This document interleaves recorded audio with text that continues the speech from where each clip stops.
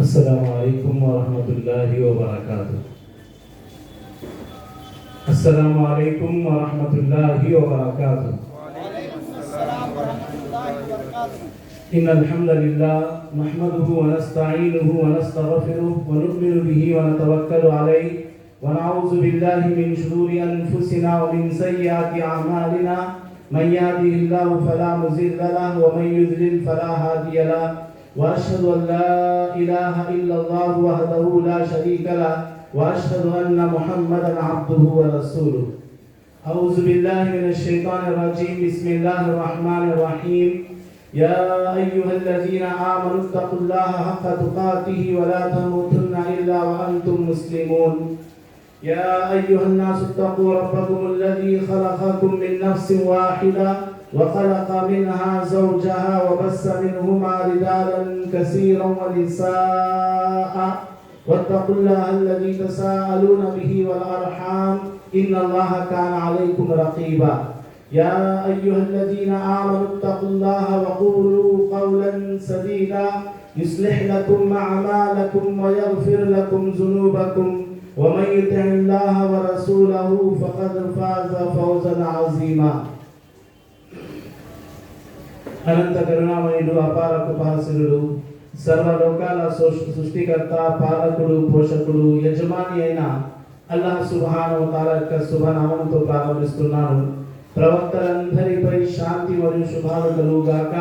ప్రత్యేకించి చిట్టచివరి ప్రవక్త విశ్వ కారుణ్యమూర్తి హృదయాల విజేత శాంతి దూత మహాప్రవక్త ముహమ్మద్ సల్లల్లాహు అలైహి వసల్లం పై కోట్లాను కోట్లు దరువులు మరియు సలాములు కురిపియుగాక। ఈ సభకి విచ్చేసిన ధార్మిక పండితులు, ముఖ్య అతిథులారా, నా ధార్మిక సోదరులారా, సోదరులతో ఒక చిన్న విన్నపం ఏమిటంటే, ఎదర కుర్చీలు ఖాళీ ఉన్నాయి కదండి, దయచేసి అవి పూర్తి చేయండి। వెనక వచ్చే వాళ్ళకి ఇబ్బంది కలగకుండా ఉంటుంది। కాస్తంత ఎదరున్న కుర్చీలు ఇక్కడ ఉన్నాయి చూడండి, 4 ఉన్నాయి అల్హమ్దులిల్లాహ్। మీ కదలికను అల్లాహ్ స్వీకరించి ఉత్తమ ఫలితాన్ని ప్రసాదించుగాక। అల్హమ్దులిల్లాహ్।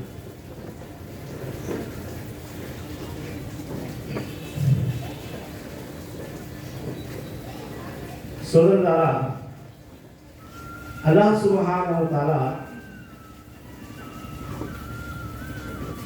మానవుని సృష్టించిన తర్వాత మానవుడి యొక్క ఆలోచనలు, అలవాట్లు ఎలాంటివి అంటే, సాధారణంగా మనలోని ప్రతి ఒక్కరూ కూడా ఒక ప్రత్యేకతని, ఒక స్టేటస్ని, ఒక స్థాయిని కోరుకుంటారు। మనలో ప్రతి ఒక్కరూ కూడా అది ఎలాగైనా కావచ్చు। నాకు ఒక స్థానం కావాలి, నాకు ఒక స్థాయి కావాలి, నాకు ఒక ప్రత్యేకత కావాలి అని చెప్పి, ఉదాహరణకి ఇల్లు కట్టేటప్పుడు మనం తీసుకునే నిర్ణయం ఎలాంటిదంటే, మా ఇల్లు ఏదైతే ఉందో మా కుటుంబంలో ఇలాంటి ఇల్లు ఇంకెవరు కట్టి ఉండకూడదు, మేము కట్టే ఇంట్లో కట్టేది కానివ్వండి, అదేవిధంగా మేము వాడే వస్తువులు కానివ్వండి, మా ఇల్లు సొసైటీలో, మా కుటుంబంలో, మా వీధిలో ప్రత్యేకంగా కనపడాలి అని చెప్పి మనం కోరుకుంటాం।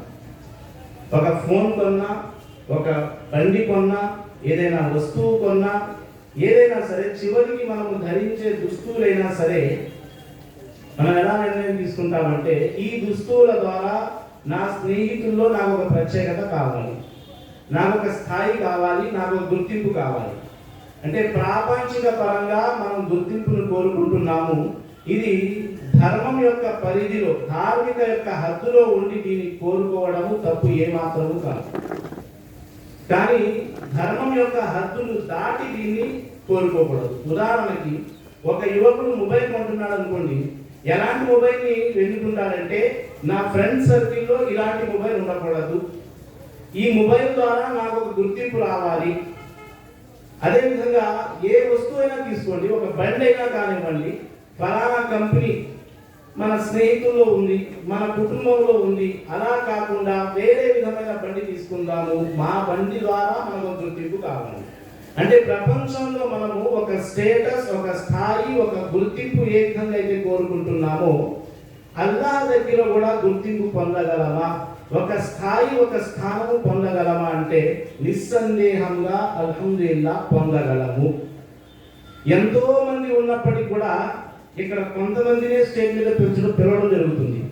అలాగని వేరే వాళ్ళకి ఎటువంటి స్థాయి లేదా అంటే కాదు, మీలోనే కొంతమందికి ప్రత్యేకమైన స్థాయి ఉంది అని చెప్పి దాని అర్థం. ఇస్లాం స్వీకరించిన తర్వాత, కలిమా చదివిన తర్వాత మానవులందరూ కూడా అల్హమ్దులిల్లాహ్ ప్రాపంచిక పరంగా సమానులే. కలిమా చదివిన ద్వారా ముస్లింలైనంత వరకు అల్హమ్దులిల్లాహ్ ఇస్లాం ప్రకారంగా సమానులే. కానీ ఒకరిపై ఒకరికి ఆధిపత్యం ఉందా, ఒకరిపై ఒకరికి ప్రత్యేకత ఉందా ఇస్లాం వెలుగులో అంటే అల్హమ్దులిల్లాహ్ ఉంది. అది ఎలాగా, ఏంటి? అల్లాహ్ దగ్గర గుర్తింపు కావాలి, అల్లాహ్ దగ్గర మనకు ఒక స్టేటస్ కావాలి, ఒక స్థాయి, ఒక స్థానం కావాలి అంటే ఏంటి, అసలు ఉందా లేదా అని చెప్పి గమనిస్తే కనుక అల్హమ్దులిల్లాహ్ ఉంది. మనము మర్యాద ఇచ్చుకునే విషయంలో, ఒకరి పట్ల ఒకరు భద్రత, రక్షణ ఇచ్చుకునే విషయంలో అల్హమ్దులిల్లాహ్ అందరూ సమానులమే. అలాగని అల్లాహ్ దగ్గర అందరూ సమానులా అంటే కారు. మానవులు అవడం వల్ల అందరూ సమానులేమో కానీ అల్లాహ్ పట్ల భయం, భక్తి కలిగి అల్లాహ్ను ఎక్కువగా ఆరాధించి మహాప్రవక్తకి ప్రత్యేక విధేయత చూపి స్థానాలు పెంచుకునే అల్లాహ్ దగ్గర గుర్తింపు పొందే అవకాశాలు ఉన్నాయి.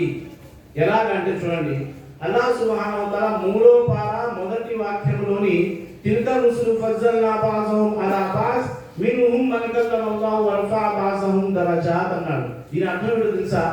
ప్రవక్తలందరూ కూడా అల్లాహ్ పంపించిన ప్రవక్తలే కదా, అయినప్పటికీ కూడా స్వయాన అల్లాహే అంటున్నాడు ఏమని, వీరు ప్రవక్తలు, వీరిలోని ఒకరిపై ఒకరికి మేము ప్రత్యేకమైన స్థానాన్ని ఒసిగాము, కొంతమంది స్థానాన్ని పెంచాము అన్న మాటని అల్లాహ్ సుబ్హానహు వ తఆలా ఈ వాక్యంలో తెలియపరిచాడు. మనం ప్రవక్తలందరినీ విశ్వసిస్తాం అల్హమ్దులిల్లాహ్, కానీ మన హృదయాలలో ఏ స్థానం అయితే మహాప్రవక్త ముహమ్మద్ సల్లల్లాహు అలైహి వసల్లం గారికి ఉందో ఆ స్థానం ఇంకే ప్రవక్తకైనా మనం ఇవ్వగలమా? చెప్పండి, ఇవ్వగలమా? లేదు. అంటే ప్రవక్తలందరికీ అందరూ సమానమైనప్పటికీ కూడా ఒకరిపై ఒకరికి ప్రత్యేకత ఉంది, ఒకరిపై ఒకరికి ప్రత్యేక స్థానాన్ని అల్లాహ్ కలుగజేశాడు. ఉదాహరణకి అల్లాహ్ సుబ్హానహు వ తఆలా ప్రవక్తలలోని ఉలుల్ అజ్మ్ పైగంబర్ అన్నారు. అంటే 5 ప్రవక్తలకి ప్రత్యేక స్థానాన్ని కలుగజేశాడు. నూహ్ అలైహిస్సలాం, మూసా, ఈసా అలైహిస్సలాం, ఇబ్రాహీం అలైహిస్సలాం, మహాప్రవక్త ముహమ్మద్ సల్లల్లాహు అలైహి వసల్లం. అదే విధంగా అల్లాహ్ సుబ్హానహు వ తఆలా సూరా హదీద్లోని ఈ విధంగా సెలవిచ్చాడు, ఎవరైతే మక్కా విజయానికి ముందు మహాప్రవక్తను విశ్వసించి యుద్ధాలు చేశారో, అల్లాహ్ మార్గంలో ఖర్చు పెట్టారో వారు, అదే విధంగా మక్కా విజయం అనంతరం ఎవరైతే అల్లాహ్ మరియు ప్రవక్తని విశ్వసించి అల్లాహ్ మార్గంలో ఖర్చు పెట్టారో ఇద్దరు సమానులు కారు అన్న విషయాన్ని అల్లాహ్ సుబ్హానహు వ తఆలా తెలియపరిచాడు. అంటే మానవులకి అల్లాహ్ సుబ్హానహు వ తఆలా దగ్గర ప్రత్యేకమైన స్థానం ఉంది, గుర్తింపు ఉంది. ఆ స్థానం ఎలా పొందాలి, ఆ గుర్తింపు ఎలా పొందాలి అన్న దాని గురించి కొన్ని ఆచరణలు ఇన్షాల్లాహ్ నేను మీ ముందు తెలియపరచడానికి ప్రయత్నిస్తాను. అల్లాహ్ దగ్గర గుర్తింపు, స్థానం పొందడం కొరకు అల్హమ్దులిల్లాహ్ ఒక మార్గము అల్లాహ్ను విశ్వసించడం, ఇస్లాం స్వీకరించడం, అల్లాహ్ను విశ్వసించడం, ఒక మోమిన్ లాగా మారడం, ఇహ్సాన్ అన్న ఒక దర్జాకి చేరుకోవడం, తద్వారా కూడా మానవుడు అల్లాహ్కు చేరువవుతాడు, దగ్గర అవుతాడు. ఇవి కాకుండా అల్లాహ్ సుబ్హానహు వ తఆలా సూరా హుజరాత్ లోని 13వ వాక్యంలో తెలియపరిచాడు. అల్లాహ్ సుబ్హానహు వ తఆలా యా అయ్యుహన్ నాస్ ఇన్నా ఖలక్నాకుం మిన్ జకరిన్ వ ఉన్సా వజఅల్నాకుం షుఊబన్ వ కబాయిల లితఅరఫు ఇన్న అక్రమకుం ఇందల్లాహి అత్కాకుం. ఓ మానవులారా, మేము ఒకే పురుషుడు, ఒకే స్త్రీతో మిమ్మల్ని సృష్టించాము. మీరు పరస్పరం ఒకరినొకరు గుర్తించడం కొరకు మీలోని తెగలు, వర్గాలని మేము సృష్టించాము. వాస్తవానికి అల్లాహ్ దగ్గర గొప్పవారు ఎవరు, మర్యాదస్తులు ఎవరు, స్థానం కలిగిన వారు ఎవరు,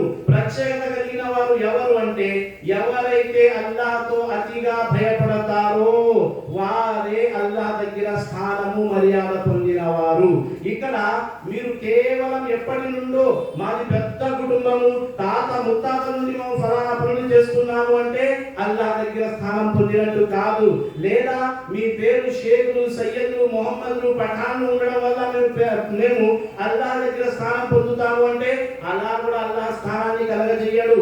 అల్లాహ్ దగ్గర స్థానం కావాలంటే నల్లవారికి కానీ తెల్లవారికి కానీ ఏ జాతికి కానీ ఏ జాతిపై ఎటువంటి ప్రత్యేకత లేదు. అల్లాహ్ సుబ్హానహు వ తఆలా దగ్గర ప్రత్యేకమైన స్థానం పొందాలంటే అల్లాహ్ పట్ల భయం భక్తి కలిగి ఉండాలి. ఎంతలా అల్లాహ్ పట్ల భయం భక్తి కలిగి ఉంటామో అంతలా అల్లాహ్ సుబ్హానహు వ తఆలా మాకు ప్రత్యేకమైన స్థానాన్ని ప్రసాదించనున్నాడు. ఇక్కడ గమనించదగ్గ విషయం ఏంటంటే, నేను తెల్లటి దుస్తులు ధరించాను, లేదంటే నేను కనబడడానికి చాలా గొప్ప విశ్వాసిగా కనపడుతున్నాను. ఒక విషయం ఉంది, ఎవరైతే 5 పూటల మస్జిద్లో హాజరవుతారో వారి విశ్వాసం కొరకు మీరు సాక్ష్యం ఇవ్వండి అన్నారు. అలా కాకుండా నేను కేవలం గొప్పలు చెప్పుకోవడం ద్వారా అల్లాహ్ దగ్గర స్థానాన్ని పొందుతాను అంటే పొందలేము. అల్లాహ్ దగ్గర ఒక స్థానం పొందాలంటే వాస్తవానికి అది హృదయానికి సంబంధించిన ఆచరణ. మహాప్రవక్త ముహమ్మద్ సల్లల్లాహు అలైహి వసల్లం ఏం తెలియపరిచారు? అత్తఖ్వా హాఉనా అని చెప్పి హృదయం వైపు సైగ చేస్తూ అన్నారు. అల్లాహ్ పట్ల భయం భక్తి అన్నది అది తూకం వేసేది కాదు, అది అదే విధంగా మెజర్మెంట్ చేసేది కాదు.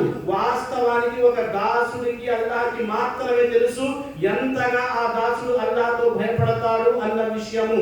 అదే విధంగా మీ మొబైల్ ద్వారా తెలిసి వస్తుంది మీరు అల్లాహ్తో ఎంతగా భయపడతారు అన్నది.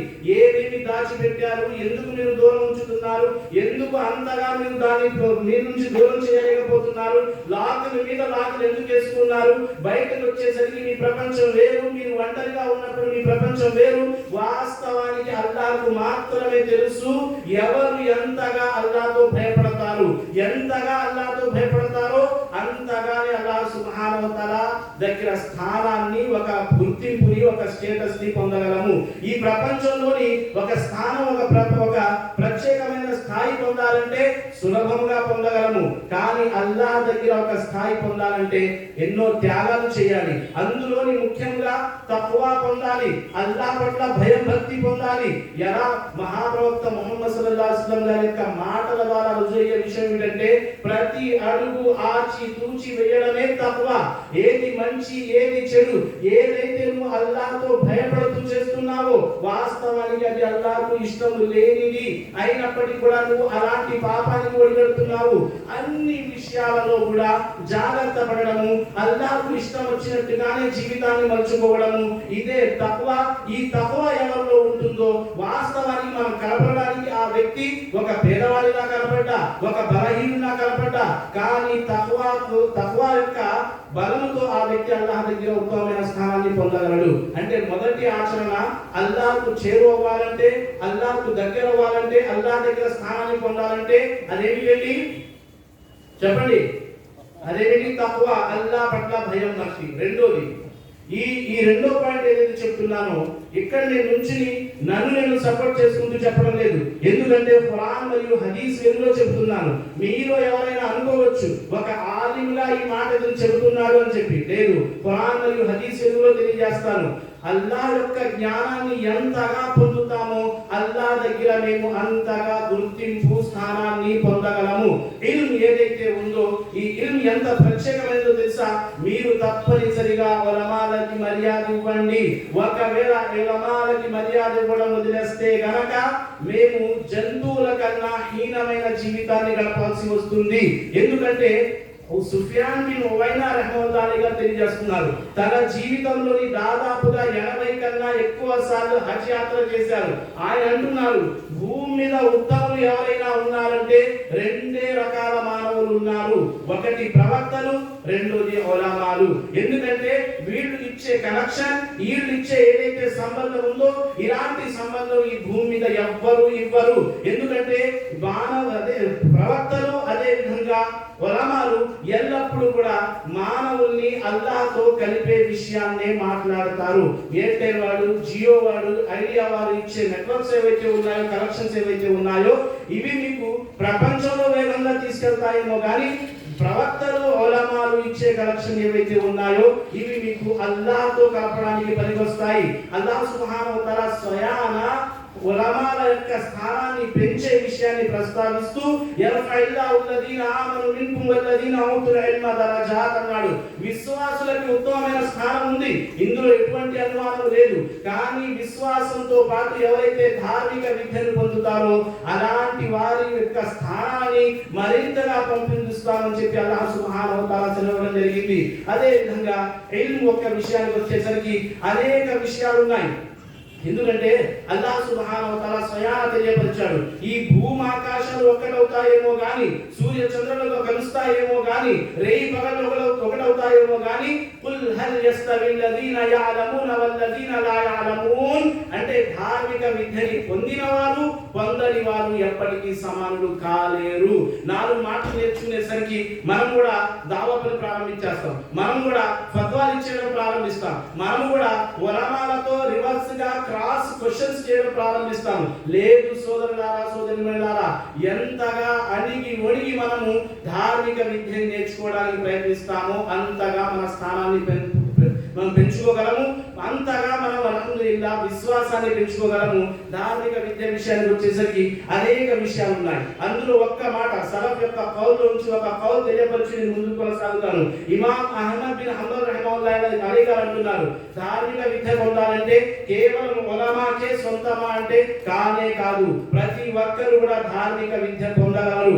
మస్జిద్ ఉంది, అదే విధంగా అల్హమ్దులిల్లాహ్ అనేక అవకాశాలు ఉన్నాయి ధార్మిక విద్య నేర్చుకోవడం కొరకు. ఇమాం అహ్మద్ బిన్ హంబల్ రహిమహుల్లాహ్ గారు అంటున్నారు, ధార్మిక విద్య నేర్చుకోవడం ఎలాంటిదంటే మానవుడికి తన యొక్క ఆహారం కన్నా, తన యొక్క దుస్తుల కన్నా, చివరికి తన యొక్క శ్వాస కన్నా ఎక్కువగా అవసరం మానవుడి కొరకు ధార్మిక విద్య నేర్చుకోవడం అంటున్నారు. అల్లాహు అక్బర్. అంటే శ్వాస కన్నా ఎక్కువగా అంటే మనిషి బ్రతికున్నాడంటే తప్పనిసరిగా ధార్మిక విద్యను పొందుతూనే ఉండాలి. అదే విధంగా రెండో ఆచరణ ఏమిటండి? విద్య, ధార్మిక విద్య. మూడో ఆచరణ అల్లాహకు చేరువ చేసే మూడో ఆచరణ, అల్లాహ్ దగ్గర స్థానాన్ని కలగజేసే మూడో ఆచరణ ఏమిటంటే నమాజ్. నమాజ్ ఖురాన్ మరియు హదీస్ వెలుగులోని అనేక ఆధారాలతో నమాజ్ యొక్క గొప్పదనాన్ని తెలియజేయగలరు. కానీ నా అంశం అది కాదు. అల్లాహ్ సుబ్హానహు వ తఆలా ఈ విధంగా తెలియజేస్తున్నారు, ఎవరినైతే వారి యొక్క నమాజ్, వారి యొక్క జకాత్, వారి యొక్క అల్లాహ్ యొక్క స్మరణ, ఈ ప్రాపంచిక విషయాల్లో పడి ఎవరైతే ఈ మూడింటిని వదిలిపెట్టరో అలాంటి వారికి అల్లాహ్ దగ్గర ఉత్తమమైన ఉన్నతమైన స్థానం ఉంది. ఇవి మూడు కూడా నమాజ్లోని ఒక భాగం సాష్టాంగము. మహాప్రవక్త ముహమ్మద్ సల్లల్లాహు అలైహి వసల్లం ఏం తెలియజేశారు? దాసుడు అల్లాహ్కు అతి చేరువగా, అతి దగ్గరగా సాష్టాంగం యొక్క స్థితిలో ఉంటారు అన్నారు. ఈ రోజు మనం చూసుకుంటే గనక సొసైటీలోని, సమాజంలోని అనేక దురాచారాలు, అనేక పాపాలు మనకు ఎదురవుతున్నాయి. దాని పట్ల మనం చింతిస్తున్నామే తప్ప అంతకు మించి ఏమీ చేయడం లేదు. అదే విధంగా గురువు గారి దగ్గర అనేక మంది ఒక కంప్లైంట్ తీసుకొస్తూ ఉంటారు. అదేమిటి అంటే మా పిల్లలు మాట వినడం లేదు అని చెప్పి. వాస్తవానికి ఇక్కడ పెళ్లిళ్ళు అయిన వారు, పెళ్లిళ్ళు కాని వారు, చిన్న చిన్న పిల్లలు ఉన్నవారు బాగా ఈ విషయాన్ని గుర్తుపెట్టుకుని దీని మీద శ్రద్ధ చూపండి. మనకు శ్రద్ధ దేని మీద ఉందంటే, మనం పిల్లలకి నమాజ్ మీద ఎప్పుడు అవగాహన కానీ లేదా ఆసక్తి కానీ ఎప్పుడు కలగజేస్తామంటే రంజాన్ రాగానే మస్జిద్లోని పిల్లలు నిండిపోతారు. తరావీలో ఇమాం గారు చాలా ఇబ్బంది పడిపోతారు వాళ్ళ అల్లాహ్కి. మళ్ళీ నమాజ్ అయిపోయిన తర్వాత, రంజాన్ అయిపోయిన తర్వాత అల్లాహు అక్బర్, మళ్ళీ ఆ పిల్లలు మనకు కనపడరు. 4th, 5th, 6th, 7th, 8th, 9th దాకా పిల్లల్ని తీసుకొస్తాము. 10th రాగానే పిల్లల్ని మనం మస్జిద్ నుండి ఆపేస్తాము. అంటే ఇక్కడ మనం ప్రాధాన్యత దేనికి ఇస్తున్నాము? కేవలం విద్యకి ఇస్తున్నాము, ప్రాపంచిక విద్యకి ఇస్తున్నామే తప్ప నమాజ్ ఇవ్వడం లేదు. అదే విధంగా తల్లి పిల్లల్ని పడుకోబెట్టే ముందు చెప్పే మాట ఏమిటి అంటే, తొందరగా పడుకో, పొద్దున్నే నువ్వు లేచి స్కూల్కి వెళ్ళాలి అంటుందేమో కానీ పొద్దున్నే నువ్వు ఫజర్కి రావాలి అన్న మాట తల్లి అన్నారు. ఎలాగా మన పిల్లల్ని ఇలా సరిదిద్దకపోతే అల్లాహ్ సుబ్హానహు వ తఆలా ఏం ఇవ్వడం జరిగింది? ఇన్న సలాత తన్హా అనిల్ ఫహషాయి వల్ మున్కర్. నిస్సందేహంగా పాపాల నుండి అశ్లీలత నుండి కాపాడేది ఏదైనా ఉంది అంటే అది కేవలం నమాజ్ అని చెప్పడం జరిగింది. అందుకొరకే మహాప్రవక్త ముహమ్మద్ సల్లల్లాహు అలైహి వసల్లం గారు 7 సంవత్సరాల వయసు నుంచి పిల్లల్ని నమాజ్ యొక్క అలవాటు చేయండి అని చెప్పడం జరిగింది. నమాజ్ ద్వారా మనమే నమాజ్ చదవకపోతే రాబోయే తరం ఏదైతే ఉందో అది నమాజ్ ఎలా చదువుతుంది? మస్జిద్ల మీద దాడి లేదా మస్జిద్ల మీద ఏదైతే దాడులు జరుగుతున్నాయో దాని పట్ల మనం చింతిస్తున్నామే తప్ప మస్జిద్లు ఎందుకు ఖాళీగా ఉంటున్నాయన్న విషయం మీద మనకు చింతన లేనే లేదు. అల్లాహు అక్బర్. తీర్పు దినానికన్నా ముందు ఏదైతే చిహ్నాలు మహాప్రవక్త తెలియపరిచారో అందులో ఒక చిహ్నం ఏమిటో తెలుసా? మస్జిద్లు చాలా పెద్ద పెద్దవిగా కట్టడం జరుగుతుంది.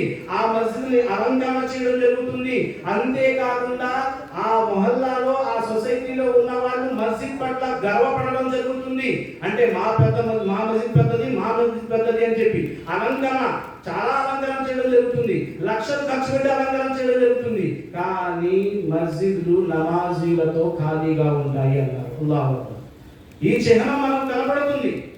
మస్జిద్ లక్షలు పెట్టి కోట్లు పెట్టి మనం ఖర్చు చేస్తున్నాము, కడుతున్నాము. కానీ మస్జిద్లలో నమాజీలు మాత్రం ఉండడం లేదు అంటే రాబోయే తరం ఎటొస్తుంది ఒకసారి ఆలోచించండి. అందుకొరకే మీ సంతానం అల్లాహ్ సుబ్హానహు వ తఆలా మీకు ఏదైతే ప్రసాదించాడో అది చాలా గొప్ప వరం. దాన్ని భద్రపరచుకోవడం మన బాధ్యత. భద్రపరచుకునే విధానం ఏమిటి అంటే నమాజ్ అలవాటు చేయడము. అదే విధంగా ఏదైతే సదకా, జకాత్, ఖైరాత్ ఉన్నాయో ఇవి కూడా అల్లాహ్కు చేరువ చేసే ఆచరణలు. అదే విధంగా మూడోది నామస్మరణ. అల్లాహ్ నామస్మరణ కూడా అల్లాహ్కు చేరువ చేసే ఆచరణ. కేవలం ఇవి కొన్ని ఆచరణలు మాత్రమే తెలియజేపరుస్తూ నా సమయం కూడా తక్కువ ఉంది కాబట్టి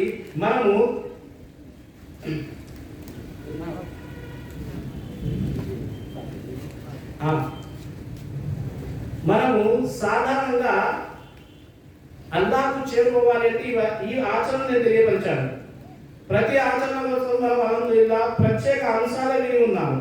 కానీ ఒకసారి గమనిస్తాము.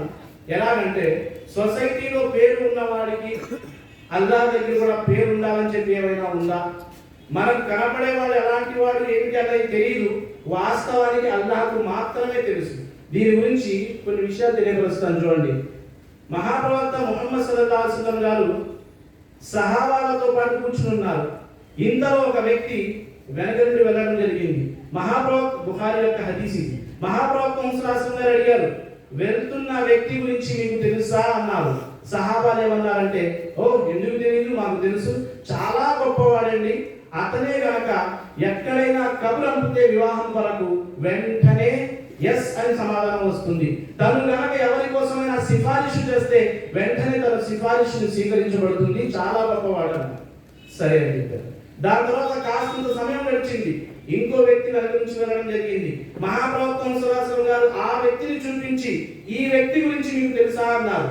లేదు ప్రవక్త, అంతగా మాకు తెలియదు, అంత గొప్పవాడు కూడా కాదు, సిఫారిషు చేస్తే స్వీకరణ కూడా పొందదు, తన యొక్క కబురు అంపితే ఒక వివాహం కొరకు ఎక్కడైనా కబురు అంపితే కనుక రిజెక్ట్ వస్తుంది తప్ప స్వీకరించబడదు అన్నారు. అప్పుడు మహాప్రవక్త సల్లల్లాహు అలైహి వసల్లం గారు చెప్పిన సమాధానం బాగా విని గుర్తుపెట్టుకోండి. మహాప్రవక్త సల్లల్లాహు అలైహి వసల్లం గారు ఏమన్నా తెలుసా? అంటే వీళ్ళ సహాబాల యొక్క ఆలోచనలో ముందు వెళ్ళిన వ్యక్తి అలాంటి వాడు, తర్వాత వెళ్ళిన వ్యక్తి అలాంటి వాడు. మహాప్రవక్త సల్లల్లాహు అలైహి వసల్లం గారు ఏమన్నా తెలుసా? తర్వాత వెళ్ళిన వ్యక్తి ఎలాంటి వాడు తెలుసా? ముందు వెళ్ళిన వ్యక్తి గనక అలాంటి వ్యక్తులని 1 కాదు, 100 కాదు, 1000 కాదు, లక్షలు కాదు, ప్రవక్త ముహమ్మద్ సల్లల్లాహు అలైహి వసల్లం గారు అన్నారు, మొదటి వ్యక్తి లాంటి వ్యక్తులతో భూమిని నింపేసిన రెండో వ్యక్తితో సమానం కాలేదు అన్నారు. అల్లాహ్. సహాబాలు ఏమన్నారు? మొదటి వ్యక్తి చాలా గొప్పవాడు అన్నారు. కానీ మహాప్రవక్త ఏమన్నారు? భూమి మొత్తం అలాంటి వ్యక్తులతో నింపేసిన రెండో వ్యక్తితో, తర్వాత వ్యక్తితో సమానం కాలేదు అన్నారు. అంటే మనం ఆలోచించదగ్గ మానవుడు ఉండాలని చెప్పి ఏమీ లేదు. అల్లాహ్ దగ్గర ఎలాంటి స్థానం ఉన్నది అన్నది గమనించాలి. ఒక పల్లెటూరు వాసి మహాప్రవక్త సల్లల్లాహు అలైహి వసల్లం గారికి మంచి స్నేహితుడు. పల్లెటూరు నుంచి వచ్చేటప్పుడు అక్కడ ఉన్న తాజా కూరగాయలు ఇవన్నీ మొత్తం మహాప్రవక్త సల్లల్లాహు అలైహి వసల్లం గారికి తీసుకొచ్చి ఇచ్చేవాడు. పన్నీర్ కానివ్వండి, ఇవన్నీ కూడా మహాప్రవక్త సల్లల్లాహు అలైహి వసల్లం గారు కూడా ఆ వ్యక్తి ఖజూరాలు అవి ఇవి ఇచ్చి పంపించేవాడు. పల్లెటూరు వాసి. ఒకసారి ఆ వ్యక్తి మార్కెట్లోకి వచ్చి, సంతలోకి వచ్చి తను సామాన్లు అమ్ముకుంటున్నాడు. ముస్లిం అహ్మద్ హదీస్ ఉంది, సామాన్లు అమ్ముకుంటున్నాడు. ఇంతలో మహాప్రవక్త ముసలాసలం గారు వచ్చి వెనక నుండి ఆ వ్యక్తి కళ్ళను మూసారు. ఒక టైంలో మన పిల్లలు మన ఆటలు ఒక టైంలో వెనక నుంచి కళ్ళు మూసి ఫ్రెండ్స్ పేరు ఎవరు చెప్పు అని అడిగేవారు. ఇప్పుడున్న పిల్లలకి ఇవన్నీ ఆటలు తెలియవు. పబ్జి, ఫ్రీ ఫైర్ ఇవన్నీ చెప్పండి, అందులో ఉన్న అప్డేటెడ్ వర్షన్స్ కూడా మీకు తెలియపరుస్తారు. మీరు అల్లాహ్ మహాప్రవక్త ముసలాసలం గారు కళ్ళు మూసారు. మూసి అడిగారు, నేను ఎవరు అని అడిగారు. ఆ వ్యక్తి ఆ మధురమైన స్వరాన్ని వెంటనే గుర్తించి తలుచుకుంటే వెంటనే పేరు చెప్పేయవచ్చు, కానీ ఆ పల్లెటూరు వాసి పేరు చెప్పలేదు. ఎలా చేశారంటే ఆ పల్లెటూరు సహాబీ మహాప్రవక్త ముసలాసలం గారితో మనకు కళ్ళు మూసినప్పుడు మేము విడిపించుకుని వెనక ఎవరు మూసారు అని చెప్పి చూడడానికి ప్రయత్నిస్తాం. కానీ ఆ సహాబీ ఇంకాస్తంత ప్రవక్త ముసలాసలం గారికి దగ్గరై ప్రవక్త ఛాతీని తన వీపుని తగిలించడం ప్రారంభించాడు. ఇంతలో మహాప్రవక్త ముసలాసలం గారు అడిగారు, ఈ యొక్క దాసుని ఈ యొక్క సహాబీని ఎవరు కొంటారు అని చెప్పి అడిగారు. అప్పుడు ఆ సహాబీ అన్నారు, ప్రవక్త ముసలాసలం గారు, నేను పల్లెటూరు వాసిని, నేను ఇక్కడ మదీనా వాళ్ళకి నేను పనికిరాను, నా ఖరీదు ఎంత కూడా ఉండదు అన్నప్పుడు మహాప్రవక్త ముసలాసలం గారు అన్నారు, వీళ్ళని నీ ఖరీదు తెలియదయ్యా, అల్లాహ్ దగ్గర నీకు చాలా పెద్ద ఖరీదు ఉంది, నీకు చాలా గొప్ప స్థానం ఉంది అన్నారు. దాని తర్వాత సహాబాలు ఆ సహాబీతో అడిగారు, పల్లెటూరు వాసితో అడిగారు, ఎందుకయ్యా నువ్వు ప్రవక్త ముసలాసలం గారితో విడిపించుకోకుండా ఇంకా అతుక్కున్నావు ఎందుకు అంటే అప్పుడు ఆయన అన్నారు, ప్రవక్త ముహమ్మద్ సల్లల్లాహు అలైహి వసల్లం గారి హృదయం నుంచి వచ్చే కారుణ్యము, ఆ సువాసన నా వీపుని తాకాలన్న ఉద్దేశంతో ప్రవక్తని నేను నా వీపుని తగిలించాను అన్నారు. ఇక్కడ గమనించదగ్గ విషయం ఏంటంటే ఒక పల్లెటూరు వాసి అయినప్పటికీ కూడా మహాప్రవక్త ముసలాసలం గారు ఏమన్నారు, అల్లాహ్ దగ్గర నీ స్థాయి, నీ యొక్క ఖరీదు చాలా విలువైనది అని చెప్పి తెలియపరిచారు. అదే విధంగా మనం చూస్తాం సమాజంలో కాస్తంత బక్కగా కనపడితే బక్కడా అంటాం, కాస్తంత బండగా కనపడితే క్యారె మొట్లే అంటాం సాధారణంగా. ఒకసారి మహాప్రవక్త ముసలాసలం గారు సహాబాలతో, ముస్లిం అహ్మద్లో ఉంది హదీస్, సహాబాలతో ప్రయాణం చేస్తున్నారు. ప్రయాణం చేస్తున్న సమయంలో ప్రవక్త ముహమ్మద్ సల్లల్లాహు అలైహి వసల్లం గారికి మిస్వాక్ చేయాలని అనిపించింది. వెంటనే అన్నారు, మీరు ఎవరైనా కాస్తంత నా కోసం మిస్వాక్ తెంపి తీసుకురండి అన్నారు. క్షమించండి, మిస్వాక్ ఎంత ఉత్తమమైన సున్నత్ అంటే అల్లాహ్ హిదాయత్ ఇవ్వక మాకు మన జమీన్ సభ్యులు మిస్వాక్ని చాలా దూరం చేశారు. మరి కారణం తెలియదు. వేళ్ల మీద మిస్వాక్ కోన్ ఇస్తమాల్ కడితే అంటే వేళ్ల మీద లెక్క పెట్టగలరు, కానీ ఎన్ని లాభాలు ఉన్నాయి. అల్లాహు అక్బర్. మహాప్రవక్త గారి ఒక ఉత్తమమైన సున్నతిని విడిచిపెట్టినందుకు మాకు ఏ మాత్రం బాధ చూడండి, అది వాస్తవానికి అసలైన బాధాకరమైన విషయం. ఎల్లప్పుడు ఎంతవరకంటే అహామత్ నుండి జమాత్ నుంచున్న సమయం ఏదైతే ఉంటుందో ఆ సమయంలో కూడా ప్రవక్త ముసలాసలం గారు మిస్వాక్ చేసేవారు. అనేక లాభాలు, అల్లాహకు అతి ఇష్టమైన ఒక ఆచరణ, అల్లాహకు చేరువ చేసే ఆచరణ. ఎన్ని రోగాలు వస్తున్నాయి, దంతాలు, నీ నోటికి సంబంధించిన అనేక రోగాలకి స్వస్థత మిస్వాక్లో ఉంది. అల్లాహ్ అక్బర్. కానీ మనం విడిచిపెట్టేశాం. ఎవరో తయారు చేసిన బ్రష్ని వదలడం లేదు, ఆ పేస్ట్ వదలడం లేదు. ఎన్ని రకాలుగా చెప్తున్నారు, అందులో క్యాన్సర్ ఉంది, అది ఉంది, ఇది ఉందని చెప్పి మనం వదలడం లేదు, మన కుటుంబీకులు కూడా దాని నుంచి విడిపించడం లేదు. ప్రవక్త ముసలాసలం గారు ఆజ్ఞ వినగానే అబ్దుల్లా బిన్ మసూద్ రజియల్లాహు గారు వెంటనే చెట్టు ఎక్కారు. చెట్టు ఎక్కి మిస్వాక్ ఎరపడుతున్నాడు ఆయన. కింద ఉన్న సహాబాలందరూ ఆయన్ని చూసి నవ్వుతున్నారు. ప్రవక్త ముహమ్మద్ సల్లల్లాహు గారు అడిగారు, ఎందుకు నవ్వుతున్నారు మీరు అని అడిగారు. స్నేహితుల్లో సాధారణంగా ఇలా చూసినప్పుడు నవ్వడం తప్పేమిగా. వీళ్ళందరూ ఏమన్నారు తెలుసా, బక్కగా ఉండేవాడు ఆయన, చాలా బక్కగా ఉండేవాడు. ఎంతలాగంటే ఆయన చెట్టు ఎక్కినప్పుడు ఆ చెట్టు కొమ్మల మాదిరిగా ఆయన కాళ్ళు కనపడ్డాయి. సహాబా అదే అన్నారు, ఎంత బక్కగా ఉన్నారు చూడండి ప్రవక్త, ఆ చెట్టు కొమ్మల్లో ఆయన కాళ్ళు కలిసిపోయాయి అనగానే మహాప్రవక్త ముసలాసలం గారు అన్నారు, బక్కగా ఉన్నాడయ్యా సరే, కానీ రేపు తీర్పు దినము నాడు ఒకవేళ ఓహద్ పర్వతాన్ని 7.5 కిలోమీటర్ల దాకా ఉంది ఓహద్ పర్వతము, ఓహద్ పర్వతాన్ని తీర్పు దినము నాడు ఒక పళ్ళెంలో పెట్టి అబ్దుల్లా బిన్ మసూద్ రజియల్లాహు గారి 2 కాళ్ళని ఒక పళ్ళెంలో పెడితే 2 కాళ్ళు ఎంత బరువు ఉంటాయండి? మహా అయితే ఒక అర కేజీ, అంతకు మించి ఒక 2-3 కేజీలు అంతే కదా. మహాప్రవక్త ముసలాసలం గారు అన్నారు, రేపు తీర్పు దిననాడు ఉహద్ పర్వతాన్ని ఒక పళ్ళెంలో, అబ్దుల్లా బిన్ మసూద్ రజియల్లాహు గారి కాళ్ళని ఒక పళ్ళెంలో పెడితే, అబ్దుల్లా బిన్ మసూద్ రజియల్లాహు గారి కాళ్ళ పళ్ళెం ఏదైతే ఉందో ఇది బరువుగా ఉంటుంది. ఉహద్ పర్వతం యొక్క బరువు ఆయన కాళ్ళ ముందు తగ్గిపోతుంది అన్నారు. అల్లాహు అక్బర్.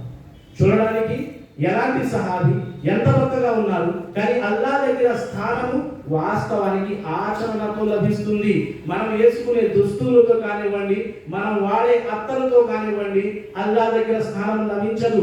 చివరి సంఘటన చెప్పిన మాట నేను ముగిస్తాను. ఎలాగంటే మహాప్రవక్త ముహమ్మద్ సల్లల్లాహు అలైహి వసల్లం గారు ఉబయ్ బిన్ కఅబ్ రజియల్లాహు దగ్గరికి వచ్చారు. తెలుసా, ఓ ఉబయ్ బిన్ కఅబ్, ఖురాన్ చదువు, నేను ఖురాన్ వినదలుచుకుంటున్నాను అంటే ఆయన ఆశ్చర్యపోయారు. ఆశ్చర్యంగా అడిగారు, ఏంటి ప్రవక్త, నేను చదవాలి మీరు వినాలా? మీపై ఖురాన్ అవతరింపజేయడం జరుగుతుంది, మీ నోట విని మేము ఆచరిస్తాము, మేము చదివితే మీరు వినడం ఏమిటి అనగానే, అల్లా నీతో ఖురాన్ వినమని చెప్పి ఆజ్ఞ ఇచ్చాడయ్యా అన్నారు. ఈయన ఆశ్చర్యంగా ఈయన అడిగారు, ప్రవక్త అల్లా నా పేరు తీసుకున్నాడా? అవునయ్యా, ఉబయ్ బిన్ కఅబ్తో వినమని చెప్పి నీ పేరు తీసుకున్నాడు అనగానే ఏడవడం ప్రారంభించి తన గడ్డమంతా తడిచిపోయింది. గతాన్ని గుర్తు చేసుకున్నాడు. ఎలాంటి స్థితిలో ఉండేవాళ్ళము, ఏ స్థితికి అల్లా చేర్చాడు, అల్లా పేరు తీసుకున్నాడు. అల్లాహు అక్బర్. నిజం